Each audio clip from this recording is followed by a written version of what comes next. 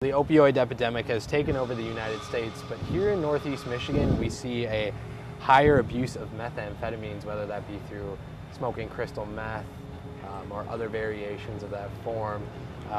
What solutions can you provide that would aid our police, our first responders, as well as our mental health services in raising awareness about this problem, as well as rehabilitating people? Like, drug use has always been in our society. It was before we were born, before anybody that's alive is born. How we deal with it, like with methamphetamine, that's bad. I think it's horrible. I read about that 43-year-old, I think was, that's still under investigation or whatever, was making meth in his mom's house or something.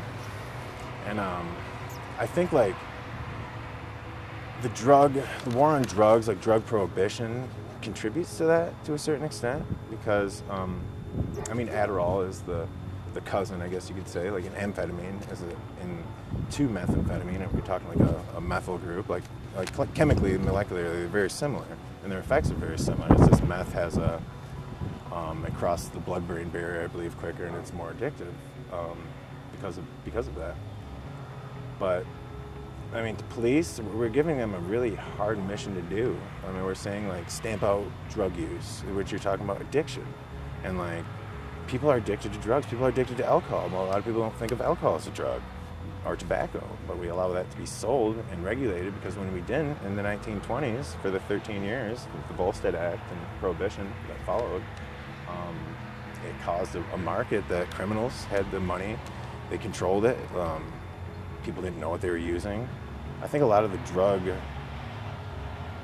I mean, it's a very difficult issue because addiction isn't good, it can ruin lives, but the drug prohibition doesn't do any good. We've been fighting the war on drugs since 1971 with the Controlled Substances Act under Richard Nixon, before I was born, 8 years.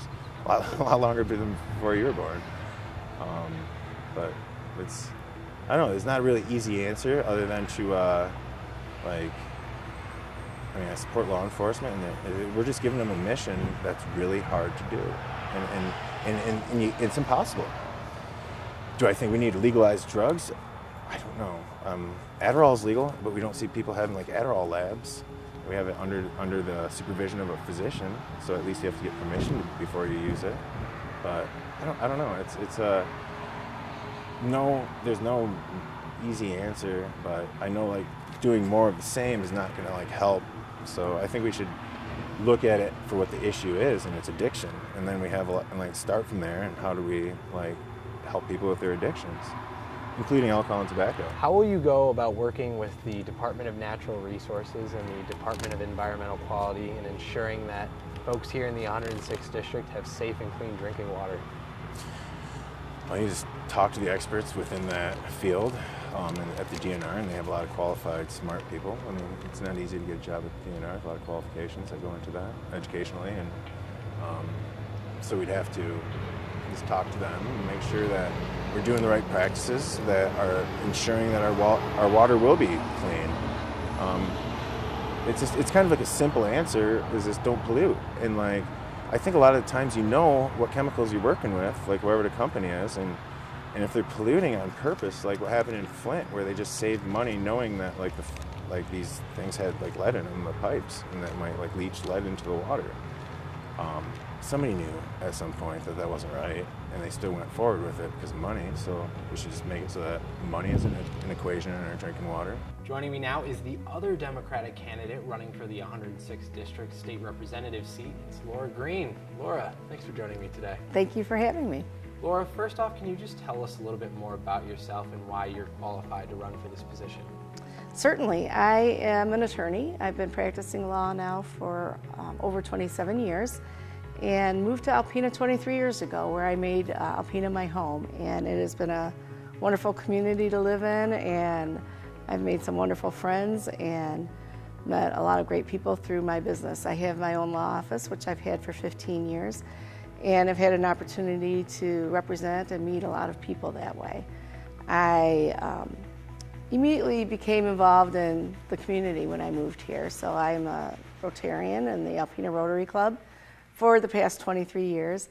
And I have been on numerous nonprofit boards. I immediately became a board member of the Senior Citizen Center and then Thunder Bay Theater. I tried to just do one nonprofit at a time because you have to devote your time and attention to each one. After Thunder Bay Theater, I went to Besler Museum for Northeast Michigan, and I'm in my final year as the past president for the Community Foundation of Northeast Michigan. All of the organizations are just wonderful. The Community Foundation right now, we've built up over $46 million in assets, all of which go to grants for local organizations and scholarships for students. So it's a really wonderful organization. So you're keeping very busy. I am keeping busy.